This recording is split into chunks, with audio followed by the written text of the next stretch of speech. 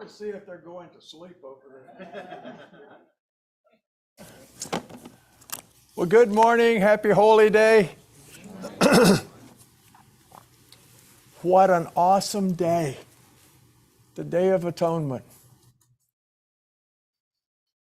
It is filled with so much symbolisms that we could talk about this day for days. I'm not going to talk for days. But I am going to talk about some of the symbolisms and things of this day. And it all has great significance. And from the very beginning, I want us to understand, I've made this statement. I don't know if I originally heard it from somebody else or what, but anyway, a statement, and that is the Day of Atonement is not just an inconvenience day on the way to the Feast of Tabernacles. I want us to know, and I mean, I'm not saying you don't know it, but I want to state it. There would be no need for the Feast of Tabernacles if we didn't have the Day of Atonement. There would be no need for the Day of Atonement if we didn't have trumpets, or trumpets if we didn't have, and you know where I'm going, with all of the holy days. It's one, then the other, then the other, then the other. And God is so awesome, He's worked it all out. And then He inspired people through the Holy Spirit to write it down so that we could get it. And that was in the Old Testament. Then He brings it forward, and then I think Paul, the writer of Hebrews, explains a lot of the symbolisms, and he goes back. And so we're going to see some of this. We're going to see actually a lot of this. And so as we celebrate this feast of God, I want us to begin back where it all began for us, and us meaning humans. And of course, that's back in the Garden of Eden, back where Adam and Eve sinned, and when they were driven out of the garden, when they were driven away from the tree of life. And in essence, they were driven away from the presence of God. And before we get into this, and we're going to immediately get into this, I want to give the title, and I have entitled this, A Great Day for Rejoicing. A great day for rejoicing. So with that in mind, please go with me to Genesis chapter 3, where we start as God removes Adam and Eve from the garden. It's in verse 24, Genesis 23, verse 24. So God, drove out the man, and of course we know that the reason He was driving him out was because of sin. That was the reason. That comes before, but we know that. And God, placed at the east of the garden cherubim and a flaming sword which turned every way to keep the way of the tree of life. Now we know that it's because of sin. And we know sin, as a result of sin, we know there are sacrifices and offerings that took place. We see no sacrifice for sin in the story. Yet a sacrifice can be inferred, I believe, from verse 21. So go up to verse 21. And the Lord God made for Adam and his wife garments of skins and clothed them. I think that is inferring there was a sacrifice to cover their nakedness, which is not sin, but it is symbolic in this context of because they were not covered. That's why the sin. And then by chapter 4, we see sacrifice as being a very important point of man's life. We see this through the story of Cain and Abel. I mean, if we really think about it, the story centers on sacrifice. It appears the fruit of the ground was not an acceptable sacrifice before God. Rather, an animal sacrifice, a sacrifice of blood, was acceptable, and that's what God was wanting. So let's go to Genesis 4, beginning in verse 3. Genesis 4:3. And in the process of time, it came to pass that Cain brought of the fruit of the ground an offering unto the Lord. And Abel he also brought of the firstlings of his flock and of the fat, or the best thereof. And the Lord had respect unto Abel and to his his offering, but not unto Cain and his offering. He had not respect, and Cain was very wroth, and his countenance fell. Now, was this a precursor of a holy day, a commanded assembly in some way? We don't have all the story. We don't have it all. And I can't answer that yes or no. I lean in one direction, and you can lean in whatever direction you want to, because one day I think we'll probably find out. But continuing on, then, as I mentioned earlier, in the book of Hebrews, you may want to put a marker. We're going to be coming right back to Genesis, but I want us to go to Hebrews.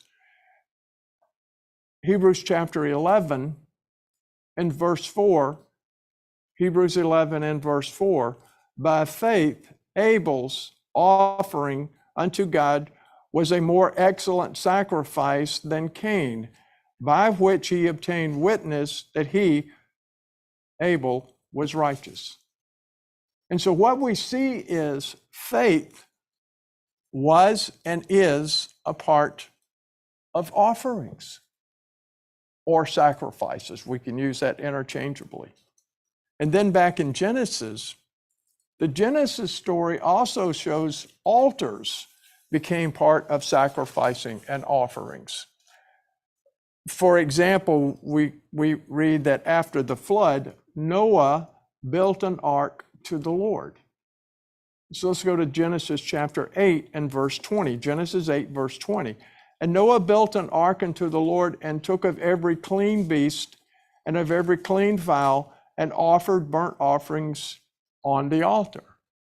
So there were sacrifices, there were offerings. Then in Genesis chapter 12 and verses 7 and 8, we're not going to read it, but there were two separate altars, and that we can assume that sacrifices and or offerings, and we see that they were built by Abram. We call him Abraham. But I do want you now to go to Genesis 13 and verse 4. Genesis 13 and verse 4. Unto the place of the altar which he, Abraham, had made, there the first, in other words, that's what I'd referred to back in chapter 12, where he made the altar. And there Abram called on the name of the Lord. Then we see when Abram moved to Hebron, he built another altar, and we assume sacrifices were involved. It's 13 in verse 18. And then Abram moved his tent and came and dwelt in the plain of Mamre, which is in Hebron, and built there an altar unto the Lord. And then, of course, we know by the time we get to Genesis chapter 22, we know that story, another altar was built. This is the story where in verse 9, it says that the sacrifice was involved, but this is where he was going to sacrifice his son Isaac upon the altar. And of course, we know God provided a ram as a substitute sacrifice or altar or offering. All of this is symbolic, brother. All of this is symbolic. And what does it have anything to do with the Day of Atonement? Absolutely. Absolutely. But I want to keep going because I want to build on this to drive this point across what God has done, that we have seen symbolism over and over and over and over and over. The Day of Atonement is not an insignificant day on the way to the feast. Later, we see Isaac Abraham's son, built an altar in Genesis 26 and verse 15. Then in Genesis 33, verse 20, Isaac built an altar and he named it. It says, LLO, Israel, or the God of Israel. And then in Genesis 35, verse 1, we find God told another altar to be built by Jacob, whose name is changed to Israel, who's a son of Isaac. So we're looking at 3 generations here where God had been involved in and told them to make altars, and they do all of this. And I know you're asking, so what is the point of all of this? The point, brethren, is very clear. Altars, sacrifices, and or offerings and faith were all part of the men of God and women way back in the book of Genesis. These were important elements in their relationship to God. And yes, it is true. We don't have much information at all about any of the ceremonies or the rituals that attach to these early Genesis stories. We read what we read. And anything else, we're just kind of guessing at a lot of it, but we don't have. Yet, we do have, when Israel was brought out of Egypt, and we know that story, God identified himself to his people as the God who delivers from bondage. We see very clearly that sacrifices became very important and very detailed.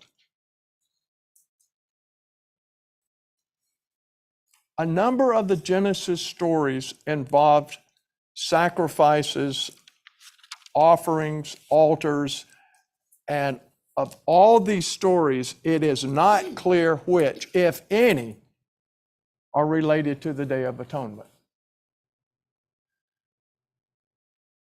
But you know, brethren, perhaps in some ways, if we really think about it, all of them are. So this day is extremely important. This day is extremely important.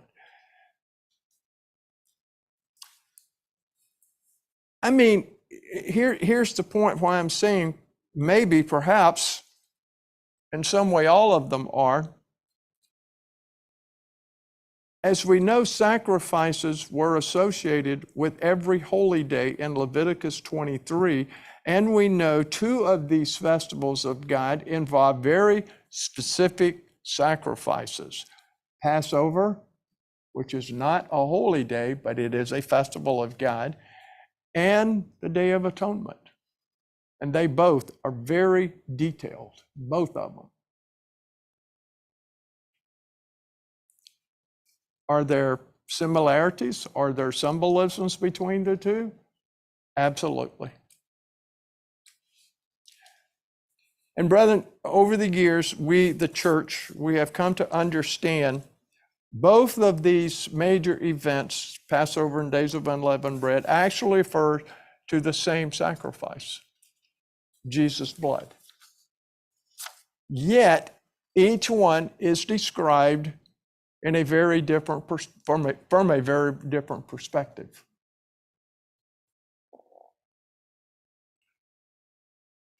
You see, God designed and carefully laid out requirements of each of the holy days to foreshadow and to prophesy his plan of salvation for all of mankind.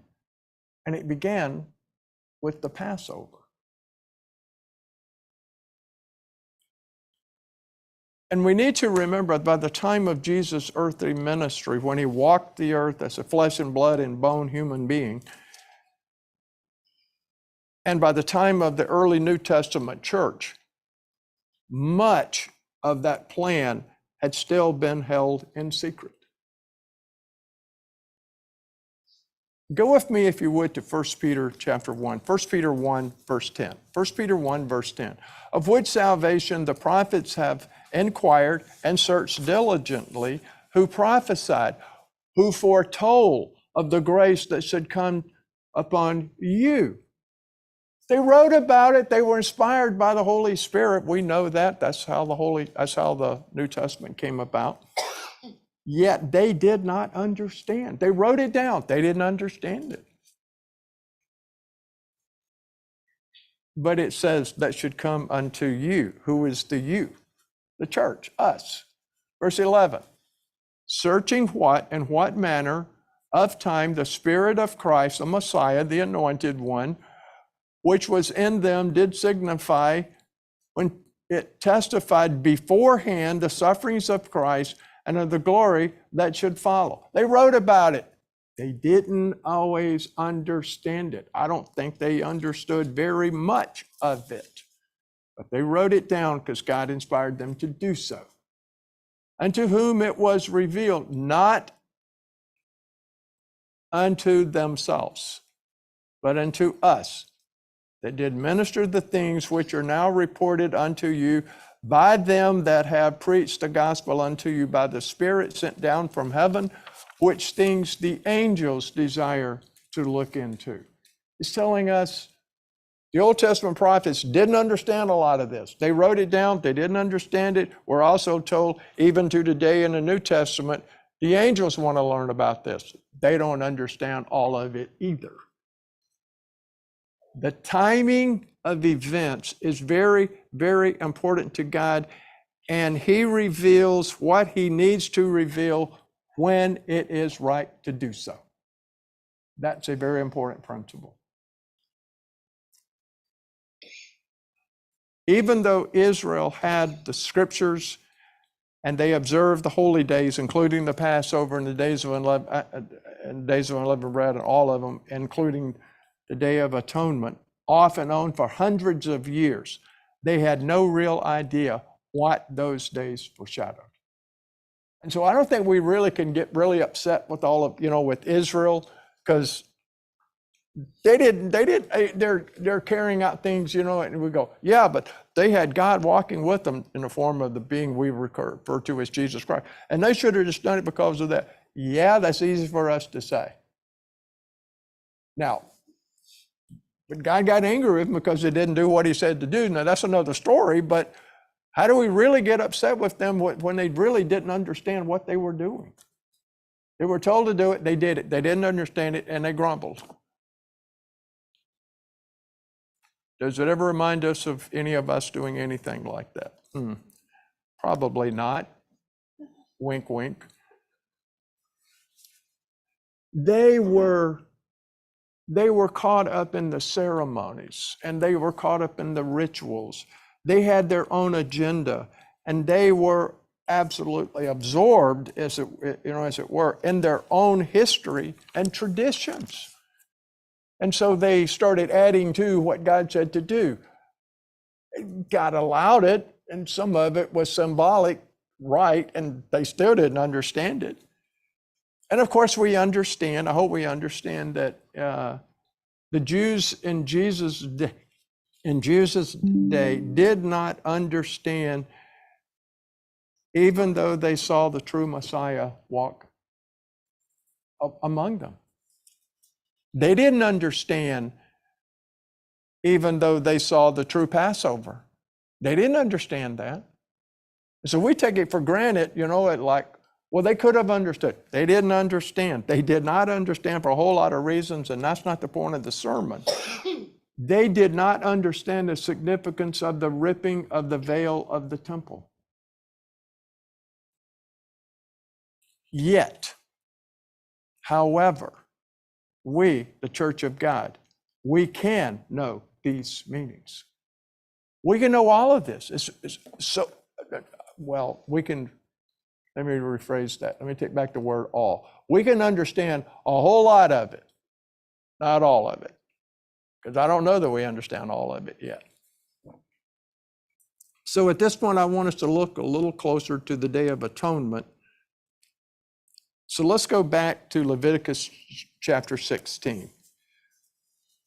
In Leviticus 16, we are told that lots are cast upon two goats. It's verses 7 and 8. I'm not going to read a lot of this, but we're going to read some. It says, one was for the Lord and the other was for Azazel, mistranslated as scapegoat. There may be something we could use with that, but let's just go on. So we know there are two goats.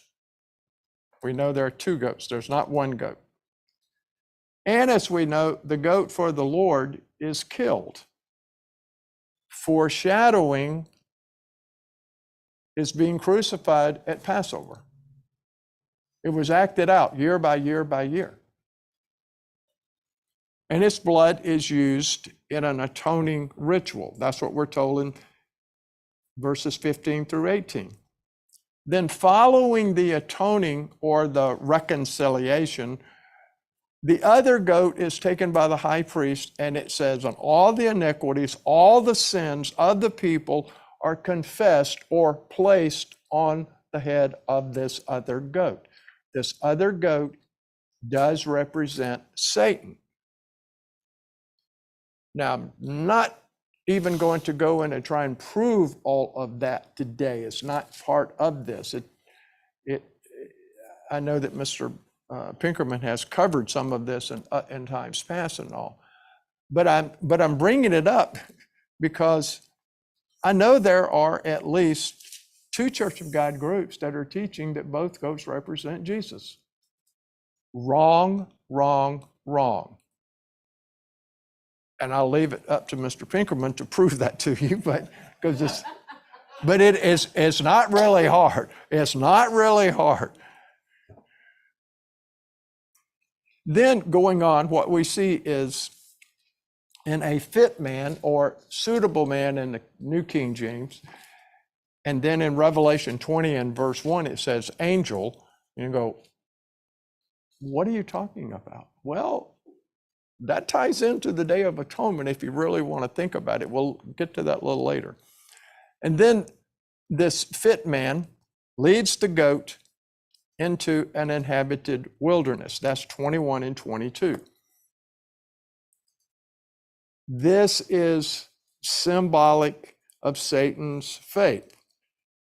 And we need to remember that this is all symbolic, and symbolisms only go so far. You can't base all details of what's happening based upon the stories as they are, because they're symbolic of things, and symbolism only goes so far. And that's a very important point to understand, especially about the Day of Atonement. So the rest of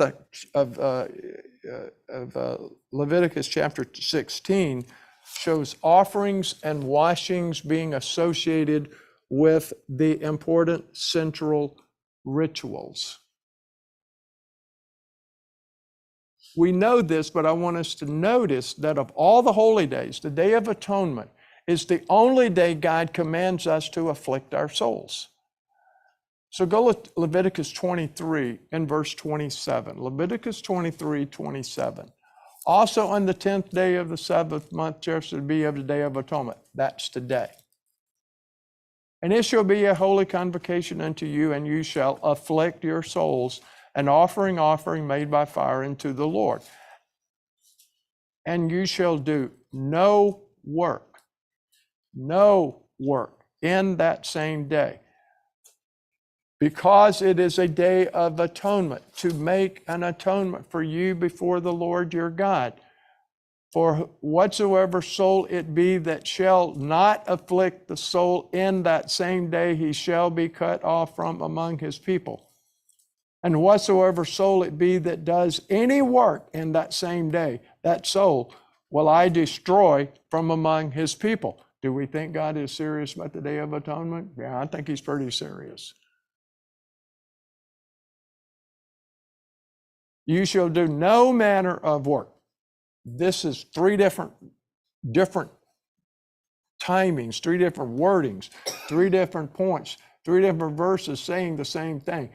No work is to be done today. Got it? And there's reason for all of that. You shall no work at all. It shall be a statute forever throughout your generations and all your dwellings. It shall be unto you a Sabbath of rest, and you shall afflict your souls. In the 9th day of the month at even, that started last night, from even unto even you shall celebrate your Sabbath. We see the Day of Atonement lasts from even to even, is what verse 32 says. We also notice it is a Sabbath of celebration. Some translations use the word in place of celebration, rest. You shall rest a Sabbath day. If you look up the Hebrew, the word celebration is an acceptable usage. Are we to be resting this day? Yeah, it's very plain. No work, no manner of work, no work at all. So we're not to be doing any work, right? So we're to be resting, but we're to be observing this day as a celebration. We have come to understand afflicting our souls to be fasting. And there are several passages that, if you have any questions, about fasting being in regards to afflicting your souls, two very frequent ones that are used, and I'm not going to read them, would be Isaiah 58 verses 3 and 5 and Psalm 35 verse 13. All Israel had to participate in the Day of Atonement to remain a part of God's people, to avoid being destroyed. Not just put out, but destroyed. Again, I ask, do you think God is serious about the Day of Atonement? With many practicing Jews today, the Day of Atonement is still considered as the most solemn and most somber day of the year, and they continue to fast. In fact, there are many secular Jews who don't do any of the holy days. They will fast this day because they were pretty much all Jews are taught from the very beginning, and then they become secular later. They were taught it from the very beginning, and so they understand. I don't want to be destroyed. I don't want to be cut off from God. How did they do this and they don't do the others? I don't know. I was in Israel. I asked a woman why she fasted on atonement, because she told me she did. And why did she keep the other days? And you know what? I still don't know what her answer is. I don't think she does either. But anyway, it's interesting. Many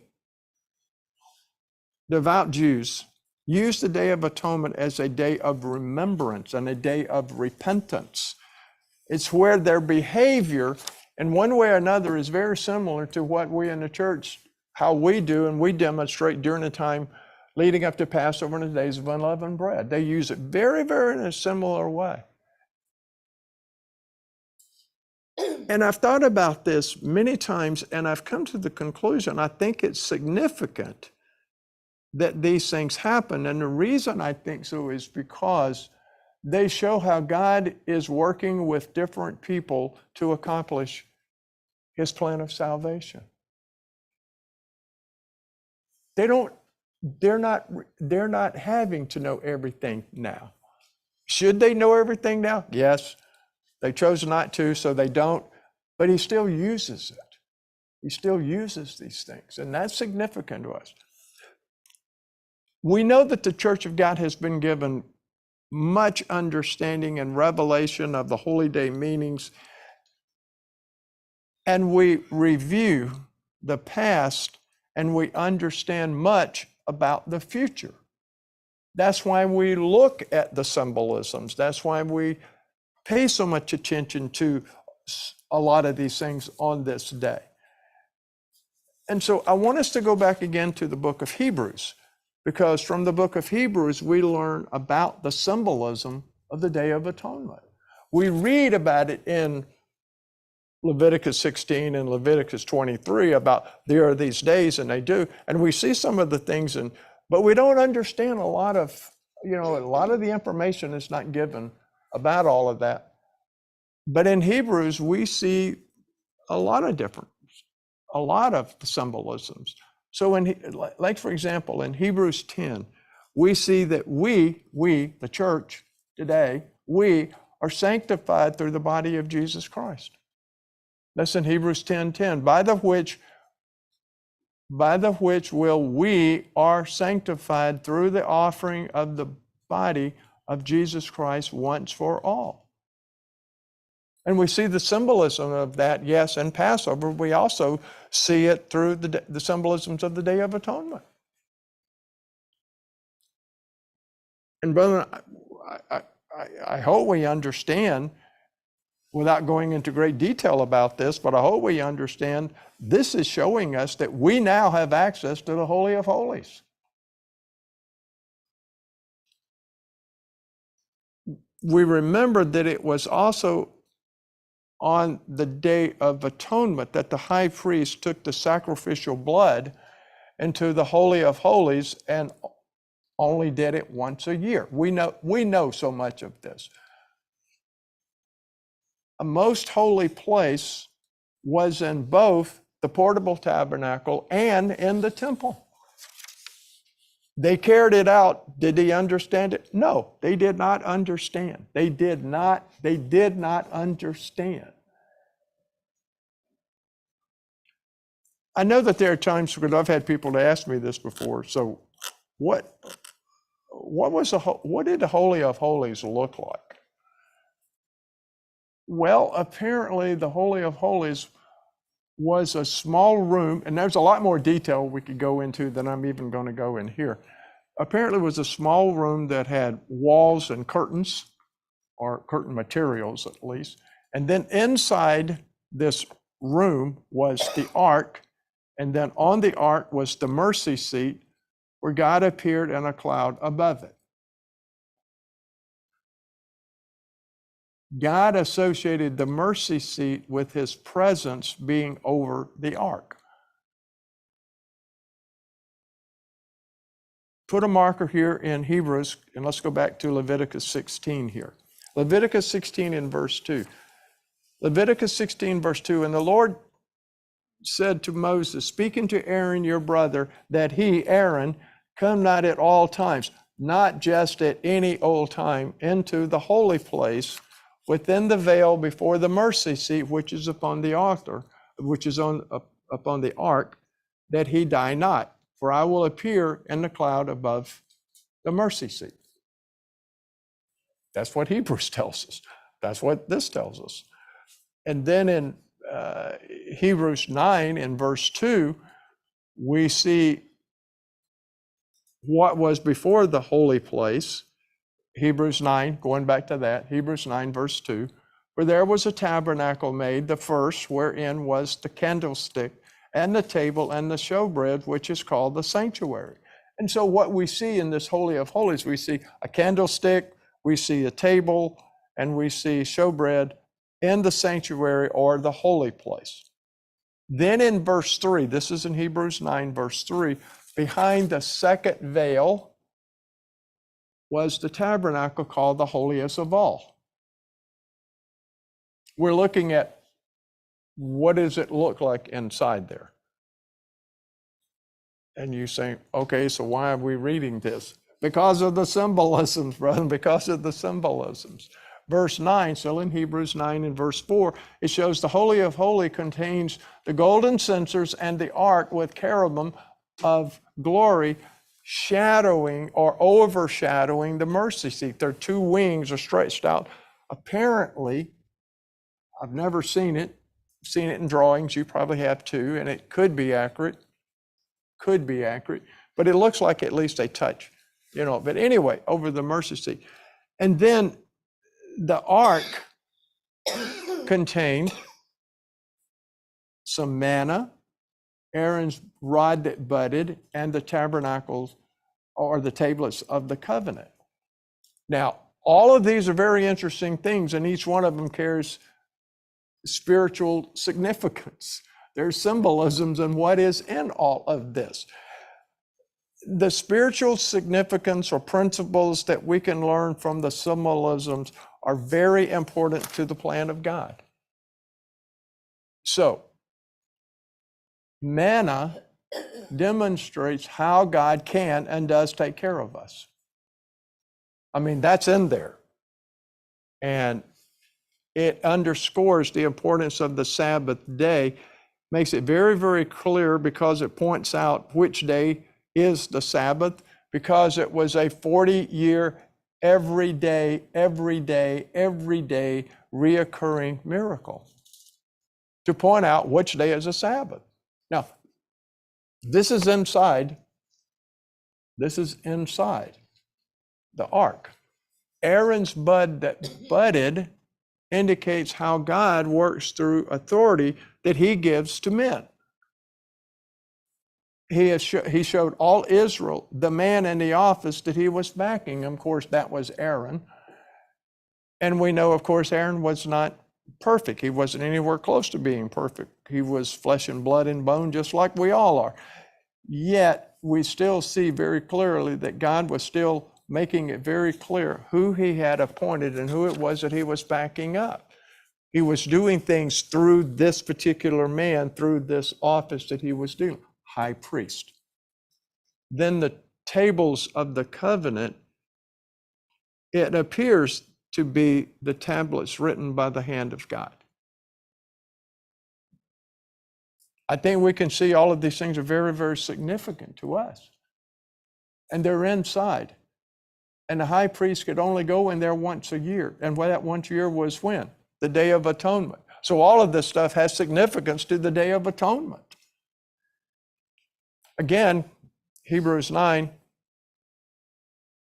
it was made clear that the earthly tabernacle was made after the heavenly pattern.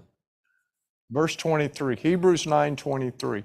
It was therefore necessary that the patterns of the things in the heavens should be purified with these, but the heavenly things themselves with better sacrifices than these. It's a pattern. It was patterned exactly like the one that is in heaven. Now, going on with some of the symbolisms from the Day of Atonement, tying it into the Passover, Jesus, who is the true high priest, he took his own blood into heaven before the mercy seat of God, not into the heavenly symbol of the pattern. Go to Hebrews 9, verse 24. For Christ is not entered into the holy places made with hands. He didn't go into, the temple. He carried his blood somewhere else.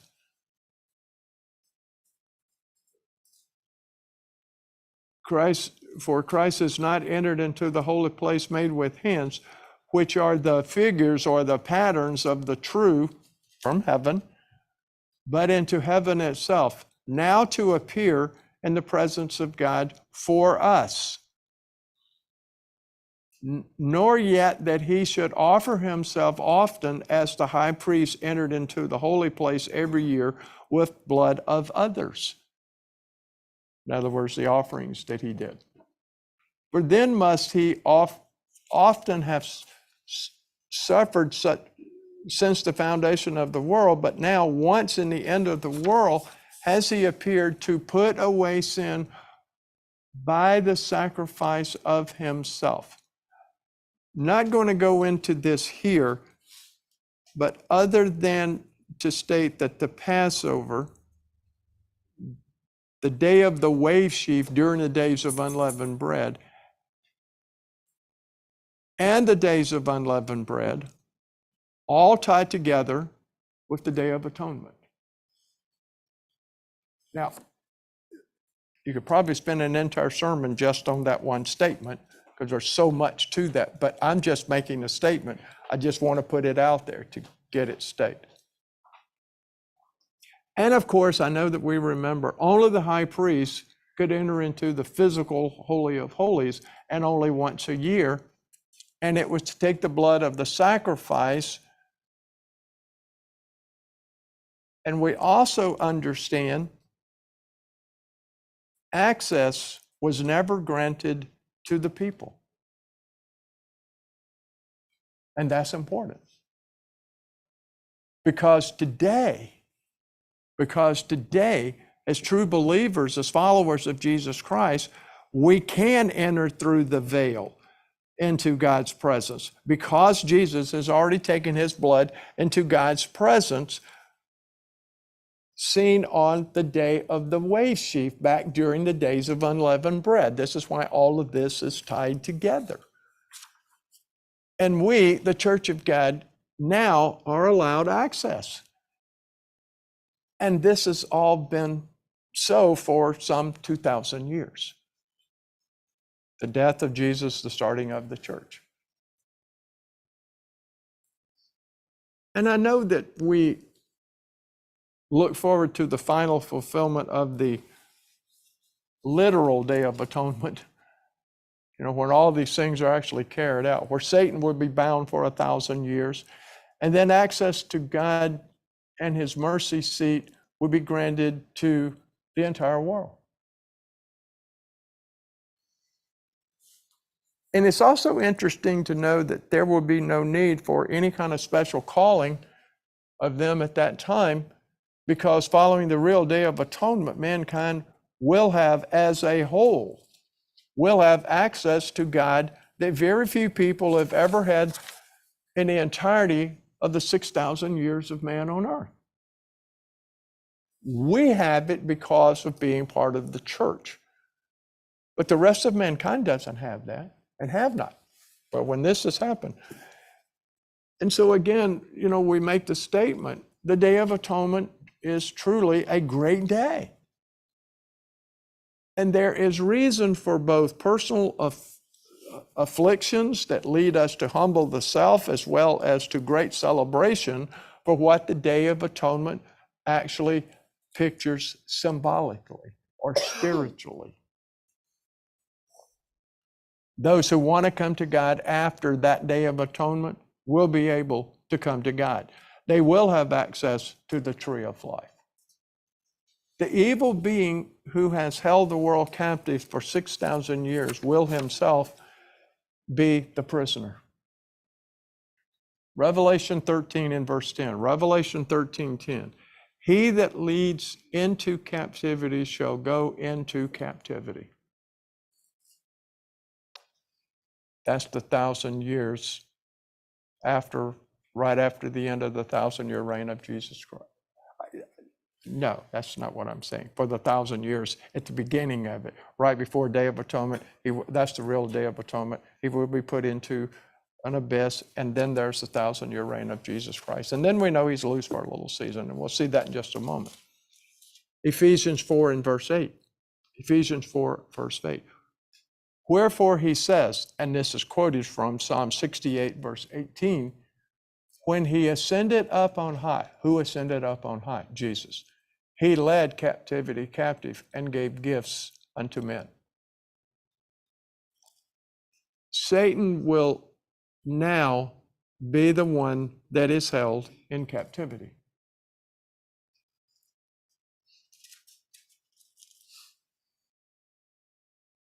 I started in the Garden of Eden, and man sinned, and they were driven out, and they were barred from access to the tree of life, following those sins in the Garden of Eden.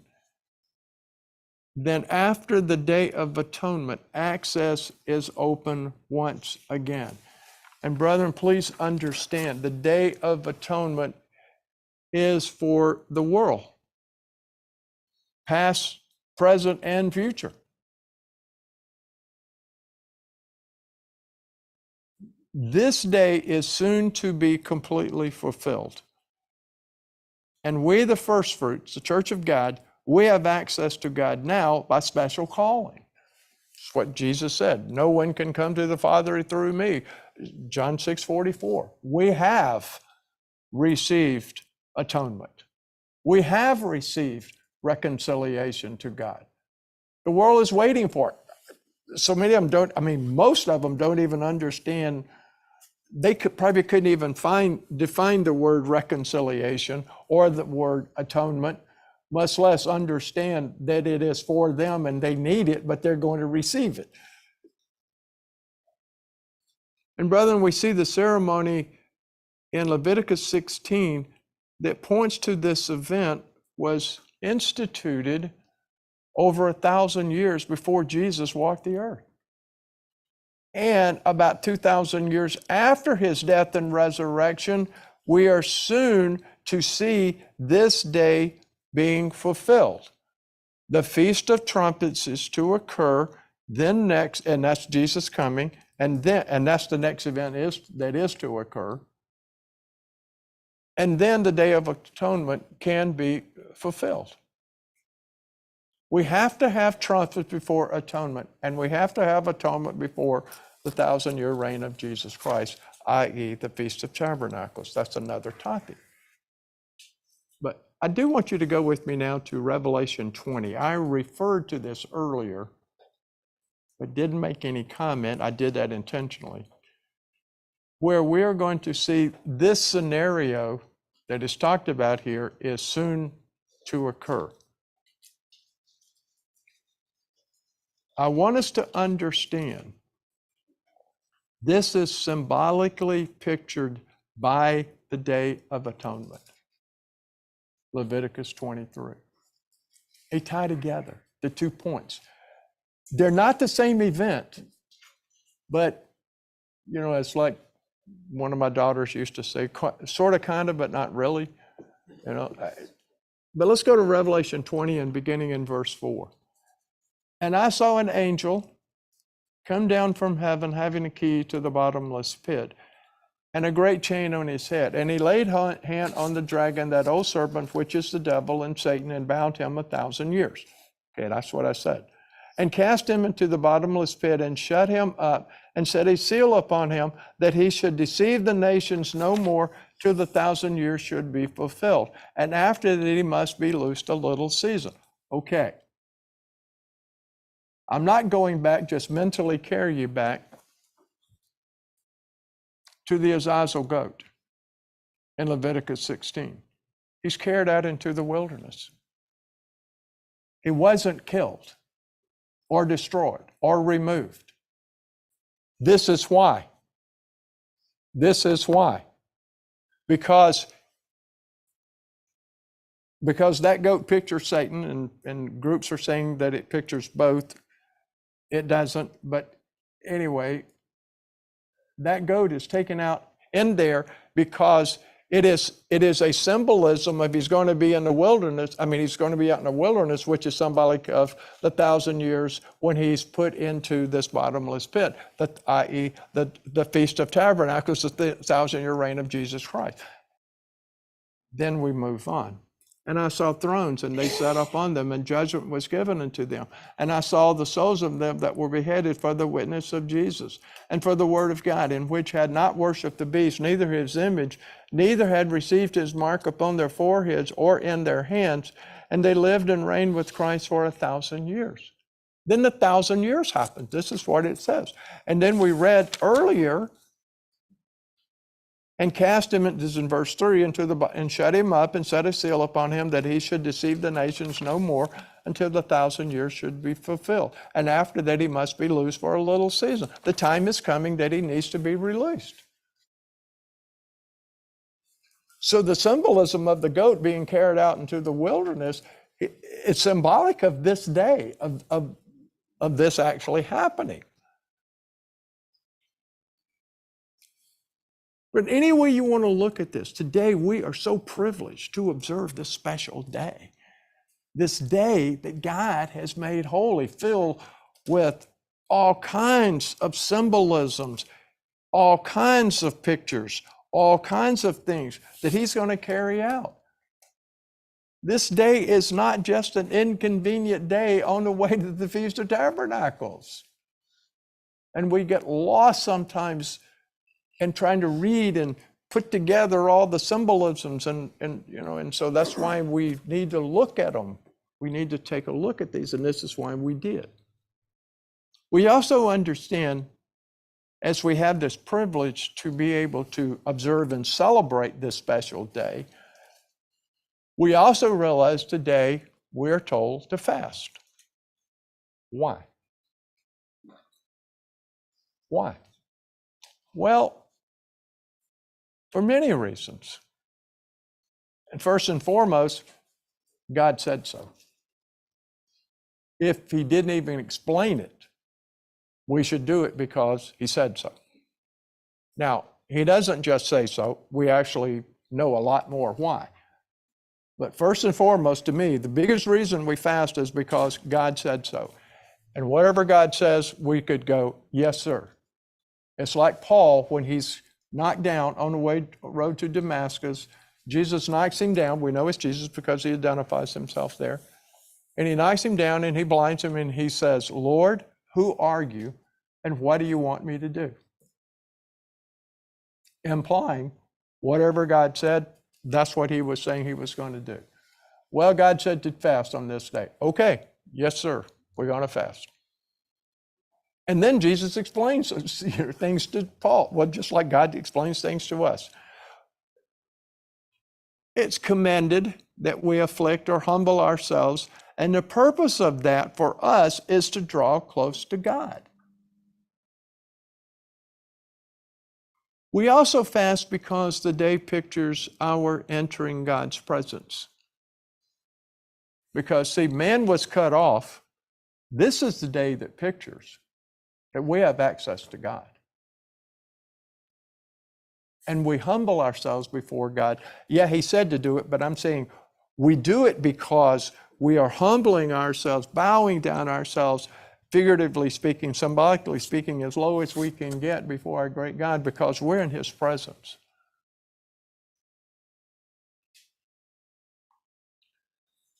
I'm going to digress because this just came to my mind, and I don't know why.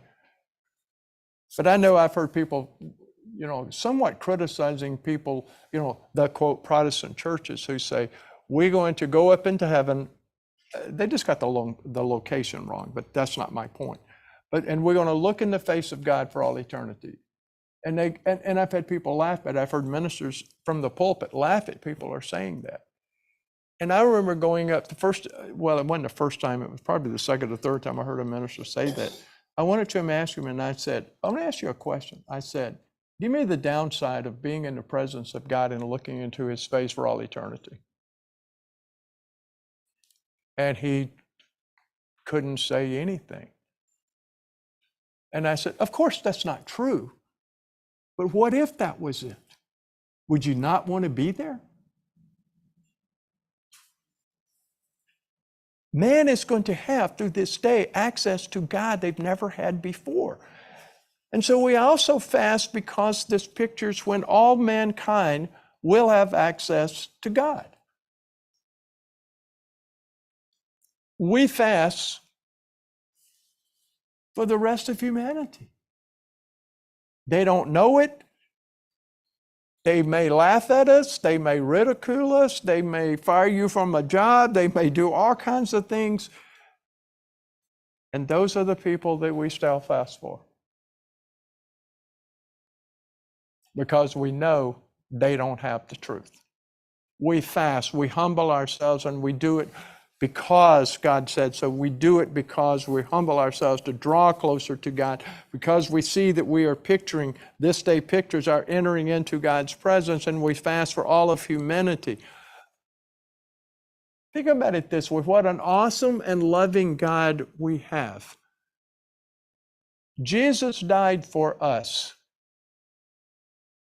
I think we can at least do without a couple of meals for all who do not understand.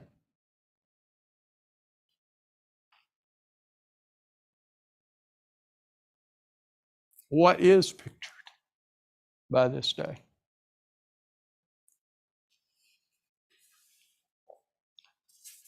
So, brethren, any way you want to look at this day, the Day of Atonement is a glorious and wonderful day. Therefore, it is a great day for rejoicing.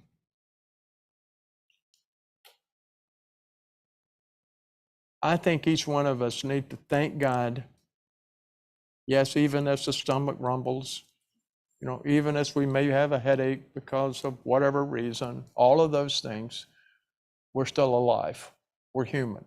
We're in the presence of God. So I think each one of us need to take time and thank God that we are here today, that we're part of this celebration of this awesome day that God created. The Aaronic blessing. And the Lord spoke unto Moses, saying, Speak unto Aaron and to his sons, saying, On this wise you shall bless the children of Israel, saying unto them, The Lord bless you and keep you. The Lord make his face shine upon you and be gracious unto you. The Lord lift up his countenance upon you and give you peace. And they shall put my name upon the children of Israel, and I will bless them. Those words have so much meaning for the Day of Atonement. I hope we see that and we realize that. And thank God that we are here. Brethren, I pray that you will all have a very safe and profitable, inspiring, and wonderful Feast of Tabernacles and last great day, wherever it is that you may attend. And so we love you. God bless you all. Happy Holy Day.